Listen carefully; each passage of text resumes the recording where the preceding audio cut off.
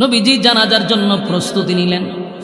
যেই মাত্র জানাজার জন্য প্রস্তুতি নিলেন, নবী তাকায়া দেখে মুআবিয়া ইবনে মুআবিয়ার লাশ নবীর সামনে দেখা যায়।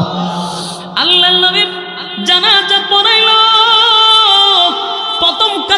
প্রথম কাতারে ৭০,০০০ ফেরেশতা দাঁড়াইল, দ্বিতীয় কাতারে ৭০,০০০ ফেরেশতা দাঁড়াইছে। নবীজির জানাজার মাধ্যমে মুআবিয়া ইবনে মুআবিয়ার জানাজা কমপ্লিট হলো। নবীজি আশ্চর্য হয়ে গেল, কি এমন সাহাবী, বাপরে বাপ, এতগুলা ফেরেশতা তার জানাজায় শরীক হইল।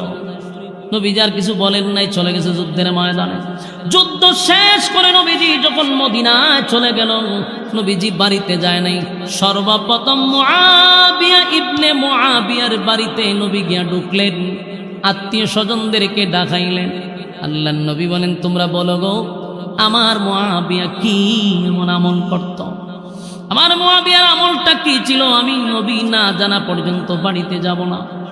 তারা বলল, হুজুর, গুরুত্বপূর্ণ কোনো আমল আমাদের চোখে পড়ে নাই। একটা আমল তার মুখে দেখতাম, মুআবিয়া ইবনে মুআবিয়া অবসর থাকলে, যখন যেই সময় অবসর থাকত, ঘুমানোর আগে, ব্যবসা করতে গেলে, রাস্তা দিয়ে হাঁটলে, অনর্থক বৈশা থাকলে, মুআবিয়া ইবনে মুআবিয়া তার জবান দিয়া পড়তো, কুল হুয়াল্লাহু আহাদ, আল্লাহুস সামাদ।